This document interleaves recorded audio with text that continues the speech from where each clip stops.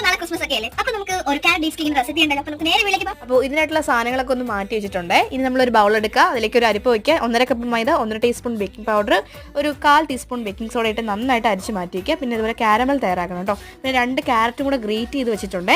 കാരമലിലേക്ക് നമ്മൾ കുറച്ച് വെള്ളം കൂടെ ആഡ് ചെയ്യുന്നുണ്ട് കേട്ടോ. ഗ്രേറ്റ് ചെയ്ത് വെച്ചേക്കുന്ന ക്യാരറ്റും ഡേറ്റ്സ് ഒന്ന് ജസ്റ്റ് ഒന്ന് നമ്മൾ സെപ്പറേറ്റ് ചെയ്തിട്ടെടുത്തിട്ടുണ്ട്, കുരുവൊക്കെ മാറ്റി അതും കൂടെ ചേർത്ത് മിക്സ് ചെയ്ത് മാറ്റി വയ്ക്കുക. ഇനി ഒരു ബൗൾ എടുക്കുക, 4 മുട്ട, അതിലേക്ക് ആവശ്യത്തിന് എന്താ പറയുക വാനില എസൻസ് ചേർത്ത് കൊടുക്കുക. നന്നായിട്ട് ബീറ്റായി വരുമ്പോഴത്തേക്കും പഞ്ചസാര പൊടിച്ചതിലേക്ക് കുറച്ച് ഗ്രാമ്പും കൂടെ പൊടിച്ച് ചേർക്കണം കേട്ടോ. അപ്പോൾ അതും കൂടെ മിക്സ് ചെയ്തിട്ട് നമ്മൾ എണ്ണയൊക്കെ ഒഴിച്ച് നന്നായിട്ട് ഇതൊന്ന് മിക്സ് ചെയ്തെടുത്തതിന് ശേഷം നമ്മുടെ മൈദമാവൊക്കെ ചേർത്ത് നമ്മുടെ ഈ കാരമലിൻ്റെ മിക്സ് ഒന്ന് ചേർത്ത് കൊടുക്കുക. എന്നിട്ട് നന്നായിട്ട് മിക്സ് ചെയ്തതിന് ശേഷം കുറച്ച് മൈദപ്പൊടിയിൽ കോട്ട് ചെയ്തേക്കുന്ന കാഷ്യൂ നട്ട് കൂടെ ചേർത്ത് കൊടുക്കുക കേട്ടോ. എന്നിട്ട് നമുക്ക് ഒഴിച്ച് നമ്മുടെ ബേക്ക് ചെയ്തെടുക്കാവുന്നതാണ്. ഓവനിൽ 180 ഡിഗ്രിയിൽ ഒരു 45 മിനിറ്റ്സിൽ ബേക്ക് ചെയ്തെടുക്കണം കേട്ടോ. അപ്പോൾ നല്ല അടിപൊളി കേക്കാണ്, എന്തായാലും ട്രൈ ചെയ്ത് നോക്കുക. അപ്പോൾ നല്ല സോഫ്റ്റ് കേക്കാണ്. അപ്പോൾ നെക്സ്റ്റ് വീഡിയോയിൽ കാണാം. അപ്പോൾ ഇഷ്ടപ്പെടാൻ ലൈക്ക് ചെയ്യുക,